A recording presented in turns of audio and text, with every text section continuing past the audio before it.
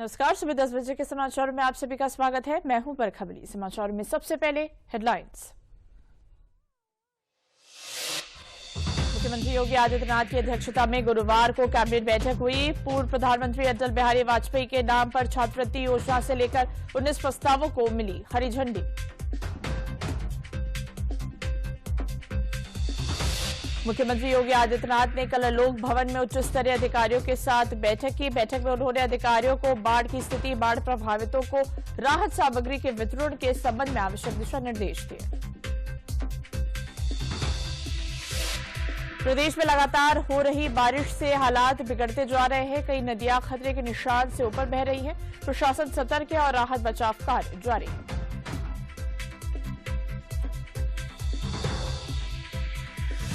प्रदेश सरकार रक्षाबंधन पर्व पर महिलाओं को निःशुल्क बस यात्रा की दे रही सुविधा। आज से शुरू हुई ये सुविधा 10 अगस्त रात 12 बजे तक चलेगी। फैसले से महिलाएं उत्साहित, तो प्रदेश सरकार को दे रही धन्यवाद। और अयोध्या की लाल कुर्ती की मुस्लिम महिलाओं ने रक्षाबंधन के पर्व पर प्रधानमंत्री नरेंद्र मोदी को राखी भेजने का किया फैसला। कहा, पीएम ने 3 तलाक जैसी प्रथा समाप्त कर मुस्लिम महिलाओं के लिए किया अहम काम। और अब खबरें विस्तार से। मुख्यमंत्री योगी आदित्यनाथ की अध्यक्षता में गुरुवार को कैबिनेट बैठक हुई। इस बैठक में शिक्षा, जल आपूर्ति और आर्थिक विकास से जुड़े कुल 19 प्रस्ताव पर पास हुए हैं। इनमें निजी विश्वविद्यालयों की स्थापना और प्रदेश के मेधावी छात्रों के लिए छात्रवृत्ति योजना को हरी झंडी दी गई है।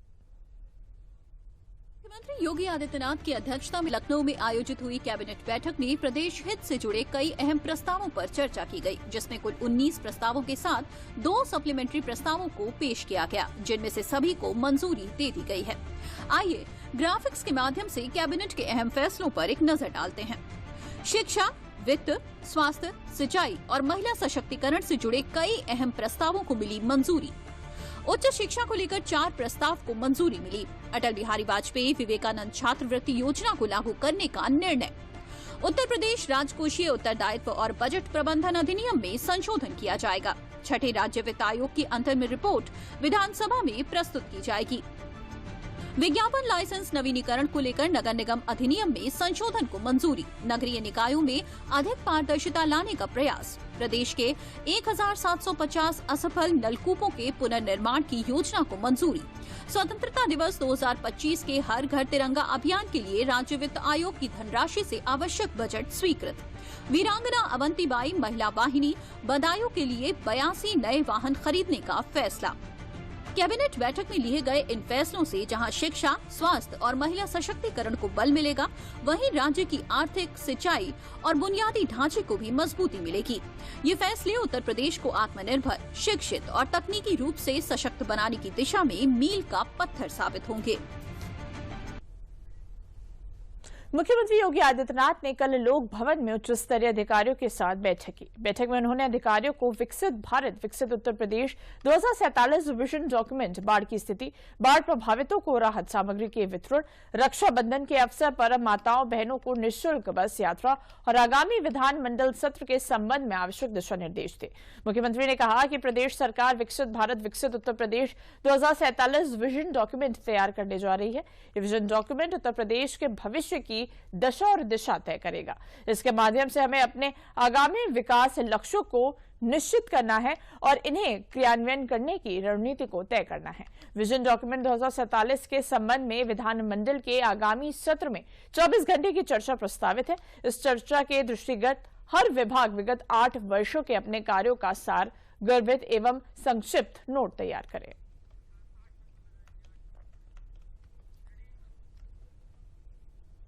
गाजीपुर में गंगा नदी की बाढ़ से हालात चिंताजनक है। जिलाधिकारी अविनाश कुमार ने बताया कि बाढ़ से 28,000 लोग और 5,200 परिवार प्रभावित हुए हैं।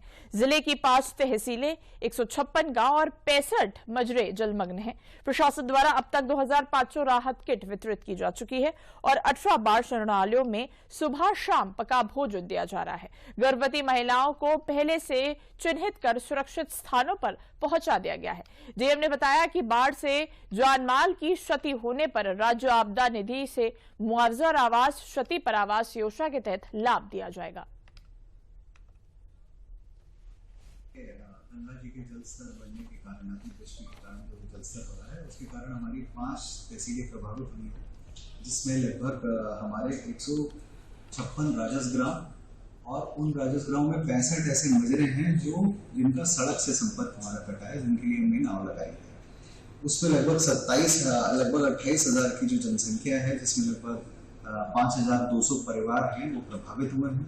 इन सभी परिवारों को राहत जो किट है वो वितरित की जा रही है। लगभग 2,500 राहत किट हम लोग वितरित कर चुके हैं विभिन्न जनप्रतिनिधियों के माध्यम से, प्रभारी मंत्री जी के माध्यम से और जनप्रतिनिधियों के माध्यम से, और लगभग 30,000 लंच पैकेट का डिस्ट्रीब्यूशन भी हुआ है प्रत्येक दिवस। ये मैं कल तक की स्थिति बता रहा हूँ। सुरक्षा की दृष्टिगत अगर कोई परिवार जो गांव में न रह के बाहर आना चाहते हैं तो हम लोगों ने 18 बाढ़ शरणालय ऐसे हमारे चल भी रहे हैं मोहम्मदाबाद में, वहाँ पे लोग निवासरत भी हैं।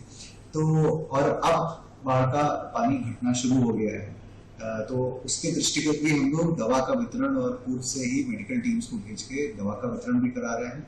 जो भी माननीय मुख्यमंत्री जी के निर्देश हैं बाढ़ को लेकर, उन सबका अनुपालन हम लोग सुनिश्चित करा रहे हैं। प्रदेश में लगातार हो रही बारिश से हालात बिगड़ते जा रहे हैं। कई नदियां खतरे के निशान से ऊपर बह रही हैं। प्रशासन सतर्क है और राहत बचाव कार्य जारी है, लेकिन मौसम विभाग ने और भारी बारिश की चेतावनी दी है।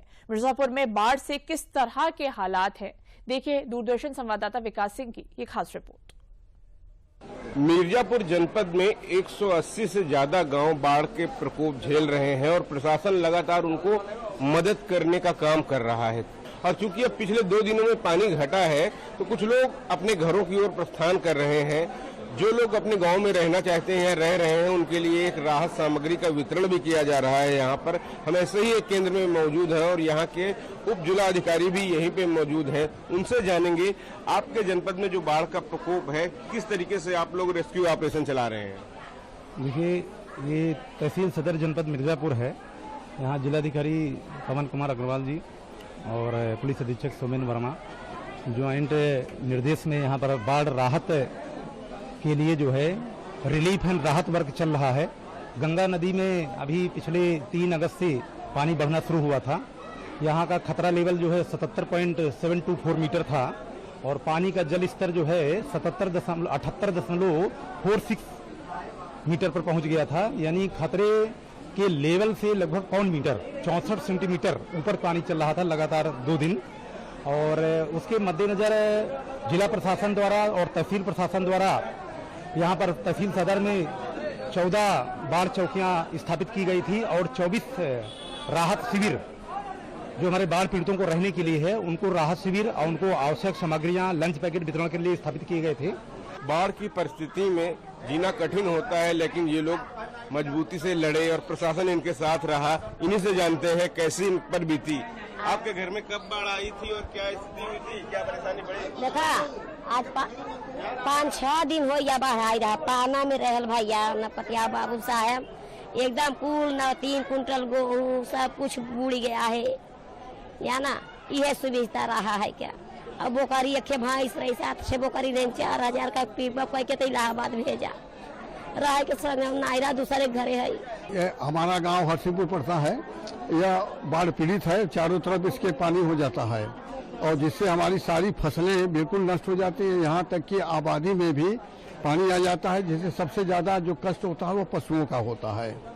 लेकिन हम लोग बड़े भाग्यशाली हैं कि जो इस सरकार के शासन में है, यह सरकार हम लोगों के साथ हमेशा हर आपदा में खड़ी है और यह जो सुविधा मिल रहा है यह बहुत बड़ी सुविधा है।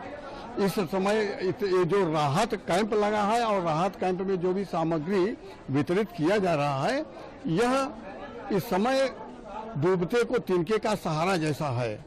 कैमरामैन विशाल सोनकर के साथ विकास सिंह, डीडी न्यूज, मिर्जापुर। तो देखिए, यूपी इस वक्त मानसून का कहर देख रहा है। लगभग 45 जिलों में ऑरेंज अलर्ट जारी कर दिया गया है। कई जिलों में बाढ़ के हालात भी देखने को मिल रहे हैं। फिलहाल हमारे जो संवाददाता है वो मिर्जापुर में है। चलिए उनसे जानते हैं कि मिर्जापुर के क्या कुछ हालात है। विकास, इस वक्त आप मिर्जापुर में है, फिलहाल वहां पर क्या स्थिति है, किस तरह से प्रशासन द्वारा कार्य किया जा रहा है? पिछले 2 दिनों से गंगा के जलस्तर में थोड़ी सी कमी होने लगी थी। प्रति घंटा 5 सेंटीमीटर की दर से ये गिरावट दर्ज हुई थी, जिसकी वजह से प्रशासन ने राहत की सांस ली थी कि आने वाले समय में ये जलस्तर कम हो जाएगी। फिलहाल अभी कल देर शाम से लगातार बारिश शुरू हो गई है एक बार फिर से, क्योंकि कल भी और आज भी यहाँ के लिए बारिश का अलर्ट दिया गया था और बारिश ही अभी जारी है, बदस्तूर जारी है। तो कहीं न कहीं इससे डर हो जाएगा कि जो जलस्तर घट रहा था, क्योंकि ये बारिश जो हो रही है सिर्फ मिर्जापुर में ही नहीं, तमाम सारे जनपदों में हो रही है, तो इससे जलस्तर में स्थिरता आ सकती है। हो सकता है जलस्तर जो तेजी के साथ घट रहा था वो अगले कुछ घंटों तक का न घटे। तो इसके कारण से अभी प्रशासन को नजर बना के रखनी पड़ेगी। इसमें तमाम सारे जो कंट्रोल रूम बनाए गए हैं यहाँ पर, उनसे नजर रखी जा रही है, किस लेवल पे पानी है, कितने अंदर तक पहुंचा है पानी, इन सब चीजों के मद्देनजर यहाँ पर लगातार अलर्ट किया गया है। और जो बाढ़ राहत शिविर बनाए गए हैं, क्योंकि कुछ जगहों पर पानी घटने शुरू हो गया था, उन जगहों के लोग अपने घरों की ओर वापस लौटने लगे हैं। तो उन लोगों को लौटने से पहले, क्योंकि जब वो वहां से आए थे तो उनका घर का सामान, राशन पानी सब नष्ट हो गया था बाढ़ के कारण, तो सरकार की तरफ से एक राशन किट प्रदान की जाती है उनको, और उसके द्वारा वो उनकी आगे की जीविका फिलहाल अभी वर्तमान समय की स्थिर रहती है। तो ये बड़ी मात्रा में वितरित किया जा रहा है मिर्जापुर शहर में। जिन लोगों को जरूरत है, जिन चीज की आवश्यकता है, वो आवश्यकताएं प्रशासन आपूर्ति कर रहा है, क्योंकि उनका जो भी सामान खराब हो गया है, जो भी हानि हुई है, वो तो प्रशासन आकलन करने के बाद उसका आर्थिक मुआवजा देगा। लेकिन इस पूरे मिर्जापुर क्षेत्र की बात अगर करें तो चाहे ये चुनार का क्षेत्र हो या आसपास का क्षेत्र हो, यहाँ पर मक्का, मिर्चा और टमाटर, इनकी फसल पूरी तरीके से नष्ट हो गई है। इससे किसानों को काफी ज्यादा चिंता है इसके कारण। तो बड़ी बात है कि प्रशासन किस तरीके से अब उनका नुकसान का आकलन करेगा और उसकी भरपाई करेगा, ये बहुत ही जरूरी हो जाता है ऐसे में। लेकिन बाढ़ के प्रकोप से यहाँ अभी भी सैकड़ों गांवों में पानी भरा हुआ है। वो पानी जब तक रहेगा तब तक उनकी दिनचर्या बिल्कुल ठीक नहीं रहती है, लोगों को दिक्कत होती है। और सबसे बड़ी बात होती है, क्योंकि गंगा यमुना के संगम के बाद जब मिर्जापुर यहाँ पर गंगा पहुंचती है तो उनका रूप काफी ज्यादा विशाल हो जाता है, और इसके कारण यहाँ पर आसपास के एरियो में और ज्यादा पानी, क्योंकि दोनों में बाढ़ है तो यहाँ पर और ज्यादा बाढ़ का असर दिखता है। इसके कारण धीरे धीरे जब पानी कम होता है तो संक्रमक बीमारियों का खतरा हो जाता है, संचारी रोग होते हैं, काफी ज्यादा फैलने लगते हैं, यहाँ पर मच्छर बढ़ जाते हैं काफी ज्यादा यहाँ पर। तो उनके कारण प्रशासन अभी से तैयारी कर लिया है, जगह जगह पर ब्लीचिंग का छिड़काव कर रहा है, तमाम सारी इसके लिए उपाय कर रहा है, फॉगिंग मशीन के द्वारा छिड़काव किया जा रहा है। तो तमाम सारे एहतियात बरते जा रहे हैं, क्योंकि कोई संक्रमण का खतरा आगे न बढ़े। जी बिल्कुल विकास जी, तमाम जानकारी के लिए आपका बहुत बहुत धन्यवाद। तो बढ़ते अपनी अगली खबर पर। वाराणसी में 11वीं एनडीआरएफ के जवान और अधिकारी बाढ़ से प्रभावित इलाकों में अपनी वाटर एम्बुलेंस से गंभीर मरीजों को सुरक्षित अस्पताल तक पहुंचा रहे हैं। इस एम्बुलेंस में डॉक्टर और पैरामेडिकल स्टाफ तैनात रहे हैं, साथ ही बिजली के लिए जनरेटर भी लगा है। विशेष रूप से प्रसव पीड़ा में फंसी महिलाओं और हृदय रोगी क्रोनिक मरीजों को 11वीं एनडीआरएफ ने समय पर मदद देकर जान बचाई है। उप महानिरीक्षक मनोज कुमार शर्मा ने बताया कि ये सेवा बाढ़ प्रभावितों के लिए जीवनदायिनी साबित हो रही है। और पिछले 2-3 दिनों में कई इस तरीके के पेशेंट्स को, एक गर्भवती महिला थी, उनको भी शिफ्ट किया गया, उनके पेन्स शुरू हो गए थे। तो तुरंत ही हमने एम्बुलेंस को, जो सिविल एम्बुलेंस थी, उसको बताया कि आप अमुक जगह पर पहुंचिए। हम अपने वाटर एम्बुलेंस से या जो भी नज़दीकी हमारी कोई रेस्क्यू बोट होती है, वहाँ पर भी हम उन पेशेंट को स्टेबलाइज करके, क्योंकि हमारे जो रेस्क्यूअर्स हैं वो मेडिकल फर्स्ट रेस्पोंडर्स हैं, यानी कि वो प्राथमिक जो उपचार होता है वो देने में सभी लोग सक्षम हैं। तो अगर कई जगह ऐसा होता है कि वाटर एम्बुलेंस कहीं दूर है तो हम अपनी नॉर्मल रेस्क्यू बोट पर भी उनको इवैक्यूएट करके और ऐसे स्थान पर पहुंचा देते हैं कि जहां पर जो एम्बुलेंस है वो पहले से ही आई हुई होती है। समाचारों में आगे बढ़ने से पहले लेते हैं विराम।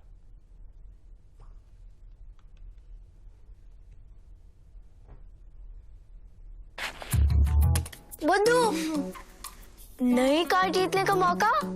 वाओ, पापा को सरप्राइज दूंगी। बस थोड़ी सी तो उनकी डिटेल भरनी है। रुक जा बुद्धू। व्हाट? ऐसे पॉपअप से सावधान रहो, स्कैमर्स पर्सनल डिटेल्स का गलत यूज कर सकते हैं।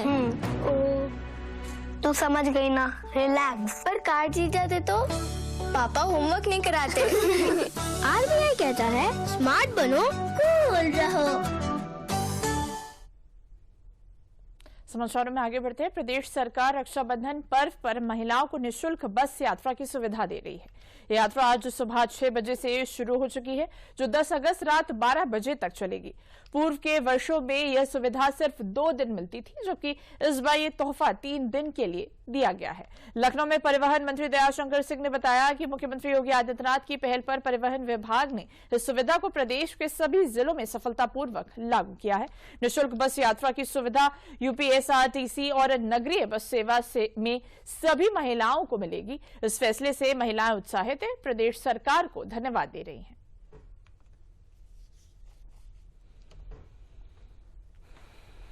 माननीय मुख्यमंत्री जी के निर्देश पर पहले भी रक्षाबंधन के त्यौहार पर हमारी माताएं बहनों के लिए निःशुल्क परिवहन सेवा उपलब्ध कराई जाती रही है। पिछले वर्ष 2 दिन का माताओं बहनों को आने और जाने के लिए निःशुल्क सुविधा थी परिवहन निगम की सभी बसों में। इस बार माननीय मुख्यमंत्री जी ने 3 दिन का जो सभी माताएं बहनें उत्तर प्रदेश की सभी हमारी बसों में, चाहे वो नगरीय हों, चाहे हमारी लंबी दूरी की बसें हों, चाहे हमारी बल्बो हों, चाहे सामान्य हो, सभी बसों में सामान्य रूप से सभी को निःशुल्क यात्रा 8 और 9, 10 और उनके साथ साथ एक उनके सहचर, चाहे उनके पिता हों, भाई हों, परिवार का कोई सदस्य हो, वो भी निःशुल्क यात्रा कर सकता है। ये जो अभी हमारी बस सेवा रक्षाबंधन के उपलक्ष्य में शुरू हुई है, और इससे मैं बहुत ही खुश हूँ कि हमारी महिलाओं के लिए जो इतनी अच्छी सेवा शुरू करी है हमारे सरकार ने, और बहुत सराहनीय है। तो मैं उनका कोटि कोटि धन्यवाद देती हूँ, और मैं उन महिलाओं से भी रिक्वेस्ट करना चाहूँगी कि वो इस चीज़ का पूर्णतः रूप से उसका लाभ उठाए। अयोध्या की लाल कुर्ती की मुस्लिम महिलाओं ने रक्षाबंधन के पर्व पर प्रधानमंत्री नरेंद्र मोदी को राखी भेजने का फैसला किया है। महिलाओं ने कहा कि वे पीएम मोदी को अपना भाई मानती हैं, जिन्होंने 3 तलाक जैसी प्रथा समाप्त कर महिलाओं के लिए महत्वपूर्ण काम किया है। इन महिलाओं ने बताया कि वे उन्हें अपना नेतृत्व और भाई मानती है। वे उम्मीद करती है कि प्रधानमंत्री उनकी इस राखी को स्वीकार करेंगे।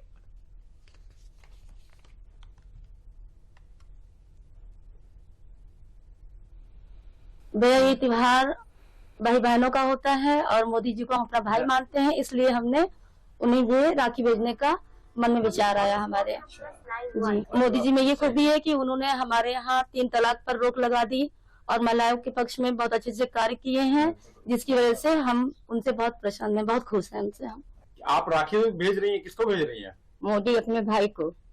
क्यों क्यों भेज रही हैं? इसलिए भेज रहा है कि उन्होंने बहुत सहायता करी मुसलमानों के साथ। 3 तलाक में तलाक नहीं होता है, गरीबों के साथ बहुत मदद की। तो आप अयोध्या से राखी भेज रही हैं उनको दिल्ली? जी।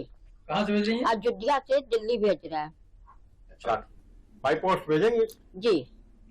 और मौका मिलेगा अगर कभी सामने आके तो बांध देगा तो बांध भी देंगे इंशाल्लाह। कभी मिलेंगे सामने तो बांध भी देंगे। ये राखी आप लोग कहाँ भेज रहे हो? मोदी भाई को।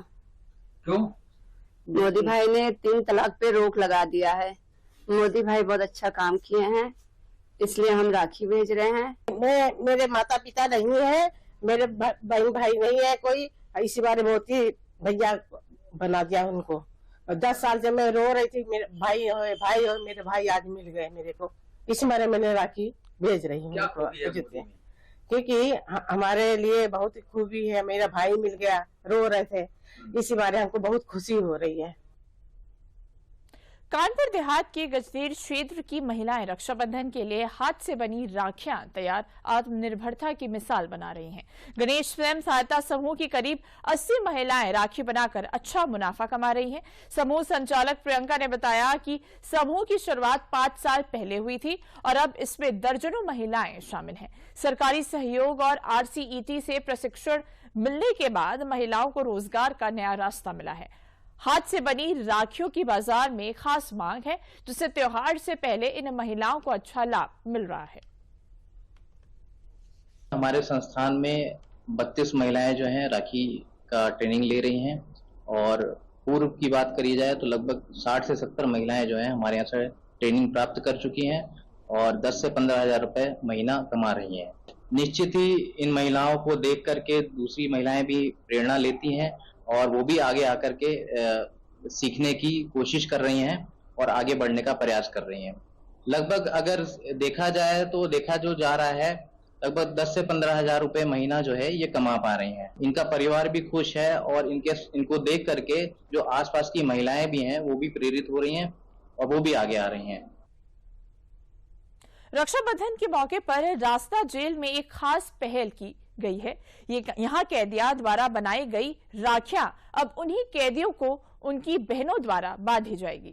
जेल प्रशासन ने बहनों के लिए घर जैसा माहौल देने की तैयारी की है ताकि उन्हें ये महसूस ना हो कि वो जेल आई हैं। जेल अधीक्षक सीताराम शर्मा ने बताया कि सनातन परंपरा और भाई बहन के प्रेम को ध्यान में रखते हुए जेल में एक विशेष काउंटर भी बनाया गया है, जहां समाज के लोग भी कैदियों द्वारा बनाई गई राखियां और अन्य उत्पाद खरीद सकते हैं। उन्होंने बताया कि जिन बहनों के पास राखी नहीं होगी उन्हें कैदियों द्वारा तैयार की गई राखी दी जाएगी। इसके अलावा एनजीओ की मदद से बहनों के लिए विशेष खाने पीने की व्यवस्था भी की गई है।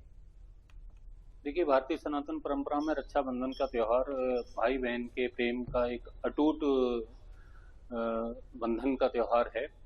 और जैसा कि कारागार की संकल्पना सुधार गृह के रूप में है, तो माननीय कारागार मंत्री श्री दारा सिंह चौहान जी के निर्देशानुसार कारागार में ये त्योहार इस तरह से मनाया जाता है कि उस दिन किसी भी बंदी को ऐसा भाव महसूस न हो कि वो कारागार में है, और जो बहनें आए उनको भी ये महसूस ना हो कि वो कारागार में अपने भाई से मिलने आ रही हैं, बल्कि इस तरह का महसूस हो उसको कि अपने मायके में ही अपने भाई की राखी बांधने आई है। इसलिए बाहर उस दिन रक्षाबंधन वाले दिन इस तरह की व्यवस्थाएं की जाएंगी कि किसी भी बहन को किसी तरह की कोई समस्या ना हो। बाहर आवश्यक जलपान की व्यवस्था भी की जाएगी कुछ एनजीओ के माध्यम से, और वहां पर पंडाल वगैरह लगाए जाएंगे जिससे हर आने वाली महिला को ऐसा महसूस हो कि वो अपने मायके में अपने भाई के साथ रक्षाबंधन का त्योहार मनाने आ रही है। और जो बहनें राखी नहीं ला पाएंगी किसी कारणवश, उनको जो बंदी भाइयों द्वारा राखियां बनाई जा रही हैं उनको वो निःशुल्क उपलब्ध कराई जाएंगी। ऐसा माननीय कारागार मंत्री जी का निर्देश भी है और उनका ऐसा भाव भी है कि प्रत्येक महिला को उस दिन त्योहार के अनुकूल वातावरण मिले। कन्नौज जिले में रक्षाबंधन पर हम बनेंगे हुनरमंद थीम के तहत एक विशेष पहल की शुरुआत हुई है। कस्तूरबा गांधी बालिका विद्यालय की छात्राएं इको फ्रेंडली और घरेलू इत्र युक्त राखियां तैयार कर रही हैं, जिन्हें सीमा पर तैनात वीर जवानों को भेजा जाएगा। इस कार्यशाला का उद्देश्य छात्राओं को हुनरमंद बनाना और उनमें देश सेवा की भावना को जागृत करना है। छात्राएं शिक्षकों के मार्गदर्शन में रचनात्मकता और आत्मनिर्भरता सीख रही हैं। टीचर सोनी भदौरिया ने कहा कि ये पहल बच्चियों को आत्मबल और कौशल विकसित करने में मदद कर रही है। वहीं कक्षा 8 की छात्रा अमृता ने बताया कि उन्हें गर्व है कि वे देश के जवानों के लिए अपने हाथों से राखियां बना रही हैं। हमारे बेसिक शिक्षा विभाग की तरफ से आओ बने हुनरमंद जो कार्यक्रम चलाया जा रहा है, एक बहुत ही बेहतरीन कार्यक्रम है, जिससे कि जो इस कस्तूरबा गांधी बालिका विद्यालय में जो ड्रॉप आउट बालिकाएं आती है, जो शिक्षा की धारा से छूट चुकी होती हैं, लेकिन वो यहाँ आकर के शिक्षा की धारा से जोड़ने का जो उद्देश्य है, उसके साथ साथ इनमें एक कोई ना कोई ऐसा हुनर, हर किसी में एक हुनर होता है, तो इसको निखारने का जो कार्य किया जा रहा है कि जिसका जो भी हुनर हो वो निखर के आए और भविष्य में जब वो आगे चल के बढ़े तो उसको अगर उन्हें आवश्यकता पड़े तो रोजगार के रूप में या व्यापार के रूप में उस हुनर को अपने निखार के अपने जीवन को संवार सकती हैं, आगे बढ़ सकती हैं। हम लोग अपने भाइयों के लिए राखी बना रहे हैं, जो वो भाई हैं जो बॉर्डर पर लड़ रहे हैं, हमारी रक्षा कर रहे हैं, इसलिए उनकी वो लोग अपनी छुट्टियों पे जा नहीं पा रहे हैं, इसलिए ये हमारे द्वारा राखी बनाई गई है, इन्हें सरकार के द्वारा उन तक पहुँचाई जाएंगी। समाचारों का रुख करने से पहले लेते हैं फिर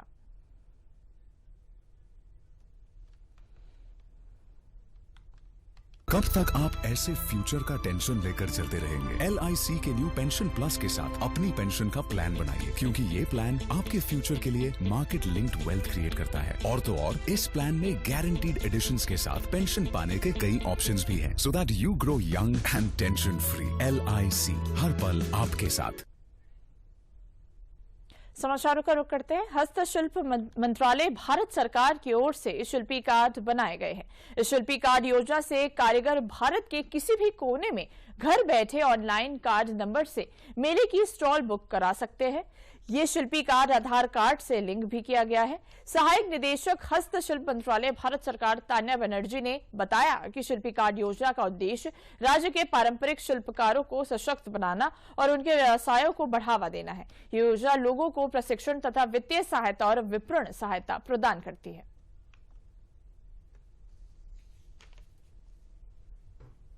देखिए, शिल्पी कार्ड केवल शिल्पकारों का ही बनता है, वो हम वेरिफिकेशन के बाद ही करते हैं। हम जाकर या तो खुद मतलब हमारी ऑफिस की टीम जाकर खुद घर घर वेरीफाई करती है, तभी ये शिल्पी कार्ड बनता है। और हमारा जो विभाग है, कार्यालय विकास आयुक्त हस्तशिल्प वस्त्र मंत्रालय, ये पूरे भारतवर्ष में इकलौता विभाग है जो शिल्पियों के पहचान के लिए शिल्पी पहचान कार्ड बनाता है। इसका उद्देश्य ये है कि एक शिल्पियों को पहचान दिया जाए। जैसे हमारे पास आधार कार्ड होता है, हमारी एक पहचान है, वैसे शिल्पी को शिल्प के लिए जो अलग से पहचान दिया जाए, उसके लिए ये पहचान कार्ड दिया जाता है इनको। इससे पहचान कार्ड होने से इनको ये फायदा होता है कि ये हमारी सारी कल्याणकारी योजनाओं का लाभ ले सकते हैं, चाहे वो एग्जीबिशन या गांधी शिल्प बाजार में भाग लेना हो, या हमारे किसी कार्यक्रम से जुड़ना हो, या पेंशन के भी भागीदारी वो पा सकते हैं। लेकिन इसके लिए जरूरी है कि वो हमारे साथ पंजीकृत हो। तो समाचारों में अभी के लिए बस इतना ही। मुझे दीजिए इजाजत। नमस्कार।